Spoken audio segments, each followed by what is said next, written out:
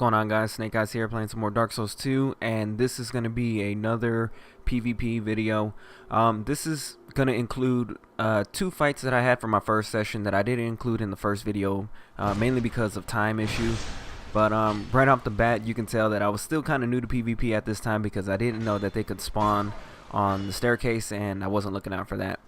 But the main thing that I noticed about this guy is that he has some pretty heavy poison enchanted or poison infused weapons. But there was another thing that I kind of noticed as well that I'll get into in just a second. But right here is a perfect example of what happens when you learn something off of somebody and then when they learn something off of you. I'll explain that a little bit more into detail, but right here I'm trying to keep my space because my poison buildup is getting a little too heavy.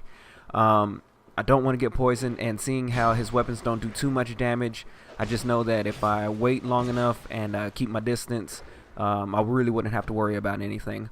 But right here I went ahead and did the running thrusting attack. I've always said it and I'm still gonna say it. That's a really useful move. Definitely recommend adding it to one of your things. But the main thing that I noticed two things on this fight.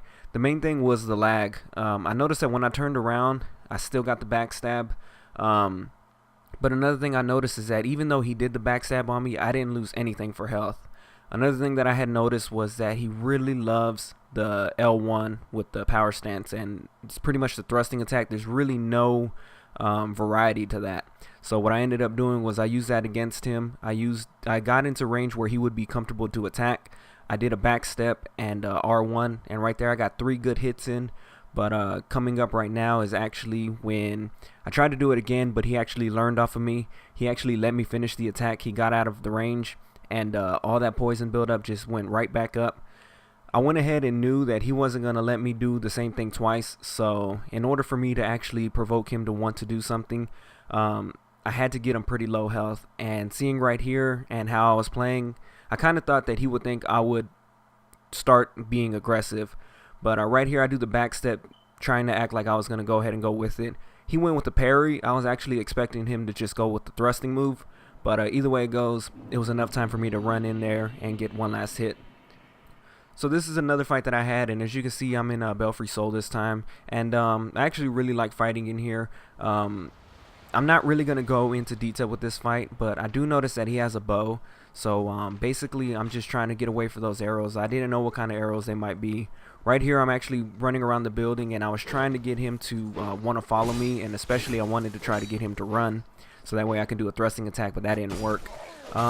Another thing that I noticed is that this guy has a katana as well, so the amount of distance that I normally do when I'm fighting people wasn't really going to be the best one this time because he can do the same attacks as me. So I kind of want to stick a little bit further out, mainly because I want him to pull out the bow again. And the reason I want him to do that is because I was pretty confident that I can close the gap pretty fast if he kept using it. And right there he did switch out to it. He immediately switched back after he fired the first arrow, but basically I'm just trying to get him to do that. Now that he's low enough health and I'm keeping the distance, it's even more reason for him to want to switch into the bow. And as you can see, I'm rolling kind of outwards and to the right, mainly because I didn't want him to switch back if I was going to go straight towards him. Right now we're actually keeping our distance, and he had the right mind right there with wanting to parry. Unfortunately he couldn't do it, but that actually opened him up for me to actually get in a hit, and that's what won me the game. But like I said, he actually had the right mind. He just didn't execute it right, which kind of sucks because that's how this game is sometimes. And this is actually the last match that I had in my first session. This is the last one I'm going to show, at least. And right here I see that they're trying to do the bow, so I went ahead, gave them some space, did my bow too, and then we got into the fight. But the reason that I'm including this is going to be 2 fights, and the reason I'm including them both, and I'm going to get into detail with both of them, is mainly because these two kind of go hand in hand real nice with each other. But spoiler alert, I win this one and I lose the next one. So I see that they really like using that sorcery, but I used the opportunity to see how much health it did, and the fact that I can roll into her and stun lock her out of it. Unfortunately she falls to her death, so I take the time to heal up and go up to fight the next person. But I give her a bow, and keep in mind the amount of health that this thing did to me. I noticed that it takes a little bit over half my health, and then I also noticed that I can just roll in and do an uppercut. That roll was kind of wasted time. I really could have just walked up and did the uppercut, and knowing that, I go into the next fight a little bit more cautious, but still didn't quite pull it off right. I see this person's a sorcerer, and to be honest, I don't know why I didn't roll out of that. It was probably bad reaction on my part, but seeing this person use sorcery kind of made me want to play a little bit more aggressive.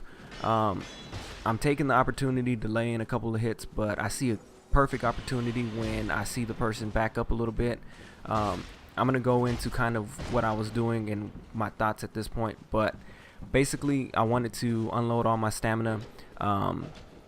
I noticed that this fight is a little laggy as well, so that should have went into consideration, but to be honest, I kind of saw the person with low health. I really wanted to see if I could get that last hit in, and unfortunately it didn't happen. We ended up getting a draw, but I'm going to go into kind of what I was doing at this moment. So I see the person back up, and at that perfect time they were doing the sorcery. I was at good distance to roll underneath it and get a hit in, but seeing the way that they backed up kind of made me think that they were going to roll, I guess, to my left. So I rolled right in front of them, and it gave me another opportunity to get in a couple of really good hits. I didn't have any stamina to prevent that person from rolling away, so that pretty much screwed me over.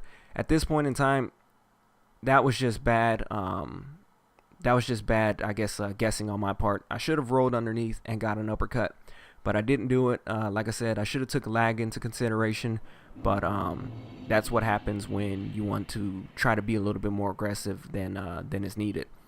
So this is another really good fight that I had, and I won't get into too much detail about it. This is actually from the actual second session that I had. I'm not going to be including any more from the first session because there's really not too much interesting footage in there no more. So right off the bat, me and this person exchange bows, and what I want to do right off the gate is see how they react to my thrusting moves. Mainly because when I actually need to use them, I want to see and I already know what this person would do, and I see that they're not afraid to get in there and try to get a couple of hits on me as well. I notice that they go ahead and switch out, but they're not power stancing, and basically what I do right here is go to the right to kind of get this person a narrow little hole to roll through if they wanted to, but knowing how this person was playing, they went ahead and went in for the hit. I landed an L2, which is actually a really strong move. At the same time, it's really hard to hit, and I was lucky to hit it right there. This fight is actually a really interesting one. It's a pretty long one, and there are a couple little things that are a little repetitive in this fight that you really can't catch at first glance. Right here, me and this person exchange bows, and like I said, this is a really good fight. This person's using the Santier Spear, which I recommend somebody to use if they haven't already, mainly because the moveset on this thing is crazy. It has 4 different weapon type movesets, and really can keep a person guessing.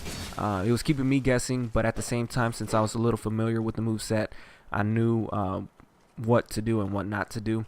But another thing that I noticed that was kind of subtle is that I noticed that the weapon is not upgraded, and the reason I say that is because it's not doing too much damage, and I see that the armor is probably not upgraded as well. So trading hits is not a bad idea for me because I would probably get the better end of that deal.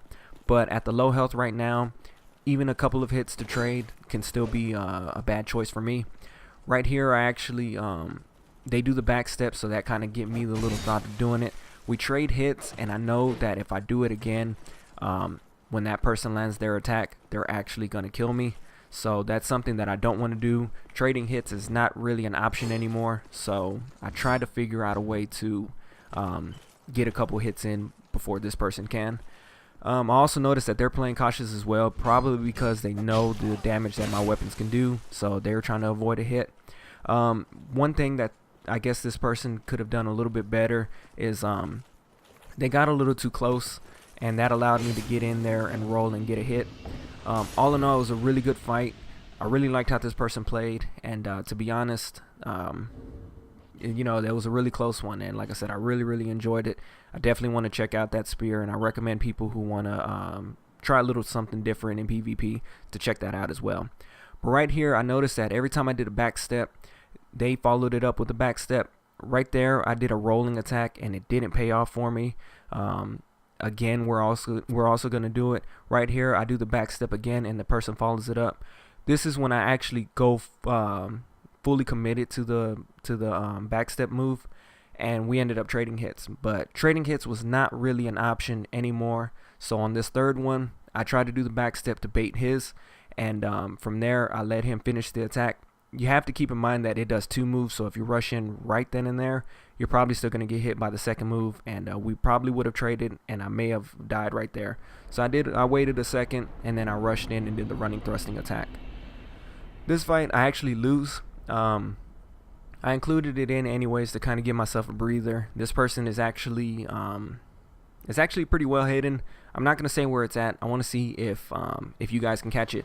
I actually look at the person twice. Once it's coming up right now, and if you missed it, you can rewind it if you want, or you can keep watching. I'm still looking. I still don't know, and I'm thinking she's up there in the bell tower, so I'm still looking, can't find it, and I look at her again. I don't know why I keep saying her. It's probably a dude, but I look, and then this third time, I know where the person's at. If you still don't know, this is something that you're really going to have to watch out for. So what I'm doing now is basically switching to my bow, because I don't want this person to know that that's what I'm doing, so I hid behind the column. And the reason I included this was mainly because there's a couple things I guess you can take it from this fight. One, people still have sense of humor in PvP. They can still do some pretty crazy stuff, and that kind of gave me an idea to want to do this also. And another is because this person is a hex user, hex sorcerer. And with these magics, they're really easy to roll through. The one thing you have to watch out for though is one, lag for PvP, and 2, your timing in the rolls. But right here is a perfect example of using your environment. If this fight was a little less laggy, I probably would have won, mainly because I rolled through the magic and attacked often enough to where if those hits actually connected, all that damage added up would have won me the fight. But like I said, right now I'm just using my environment to actually block the magic for me.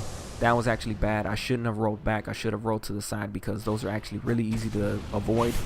Right there, I actually got a little impatient and swung one too many times, and I got hit with all 3 of those. And like I said, at this point, it's basically being impatient, not compensating for lag, that ended up losing me the fight. But I mainly included it so if you guys are having trouble with magic users in PvP, just know that it's real easy to avoid the magic. It's real easy to roll through it and punish them for it, but at the same time you have to keep in mind of the connection. The taunt was a little uncalled for, but I didn't really let it bug me too much. And this person right off the bat started off way too aggressive. That's gonna kind of hurt him in the long run. But pretty much right now, I see that this person is being really aggressive. I knew that they were gonna roll back after that thrusting move, so I went ahead and rolled forward and kind of met him in the middle, hit him. And now he's playing a little bit more defensively, because every single time that he's actually tried to get in some really aggressive hits, I punished him for it. So it's kind of smart for this person to back off a little bit. But basically what I want is I want this person to be aggressive, and the reason I want this person to be aggressive is because I can handle the hits, or I can handle the attempts to hit me, and I can really punish them for it. So basically what I'm doing right now is kind of giving this person something to hit for, because trading hits is not okay. He's doing more damage than me, and if we were to trade hits, it would be bad news. But I actually did something right there that I'm going to get into a little bit more detail with. And this kind of falls back to what I had said earlier. Never be too overly aggressive, because that can actually end up being the reason why you lose. And I saw that this person was being aggressive, so I took that to my advantage. Right off the bat, as you can see, like I said, started off really fast, running with a running attack. That kind of led me and the rest of the fight to assume that this person was going to be really aggressive. So what I ended up doing was I put myself in the corner. I could have did a backstep R1, but if I would have missed that, then then I would have been in the middle of the arena and kind of would have reset our positions. And I knew that my recover time would be faster, so I went ahead and did a L1 rather than anything else. And I did a strong attack for that same reason, so I could stay grounded and in the corner, so this person would somewhat feel comfortable in wanting to attack. But I knew my attacks were going to be a little bit faster. This one is actually not going to be talked to into a lot of detail. This is actually kind of just showing off the washing pole's attack length or whatever.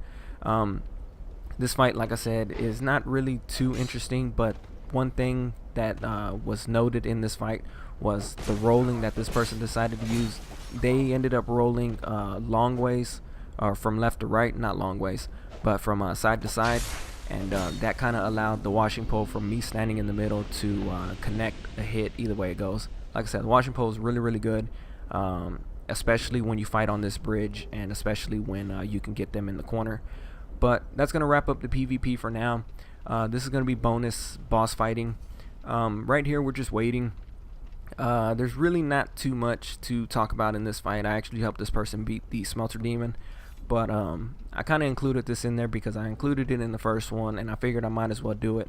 I might branch it off and do kind of like an episode of helping, just various bosses, and just making some footage off of that. But once you beat each boss a certain amount of times, it's kind of boring and repetitive, so I'm gonna keep it like this for now. Right here, I didn't know what this person, me and him were just kind of messing around. I finally just rolled forward and we decided to go into the gate. One thing that I kind of noticed in this fight, but I don't know if it had any effect, is it starts off with me and this person, and we challenged this boss as a two-man team, and the boss gets adjusted for that. So every single time you summon a person, the boss gets a little bit more health, does a little bit more damage, and during the middle of the fight, another Phantom gets summoned. So that kind of made me wonder, since the fight had already progressed, does the Smelter Demon adjust for that, or is it a two-man boss that's being fought with 3 people? Is that how it is? Or, like I said, it's kind of something that I guess would require a lot of testing. But at the same time, it was just something that I was thinking about when I was fighting this guy. If he was going to be a little bit tougher, or if he was just going to stay the same. And at the same time, I didn't even know that the host had summoned another person, and he actually got spawned in pretty late. So, like I said, it probably was a 3-man boss because the game had already registered the fact that he called for 2 people to help. But like I said, that's just something that I was wondering. That's pretty much going to wrap up this PvP session. Another one won't be coming for a good while, mainly because I haven't played in about a week, so I haven't actually had any footage. I've been going off of what I've previously recorded, and I actually really need to get back into it because I'm kind of running low. But like I said, that's going to wrap it up. We beat the Smelter Demon. I get a good amount of souls, nothing too impressive, but at the same time good enough. I think I get about 20,000. I don't know, now that I'm thinking about it, if that was a new game plus Smelter Demon or not, because that was actually a lot of souls. But either way it goes, leave a like if you enjoyed, subscribe if you haven't already, and until next time, take care.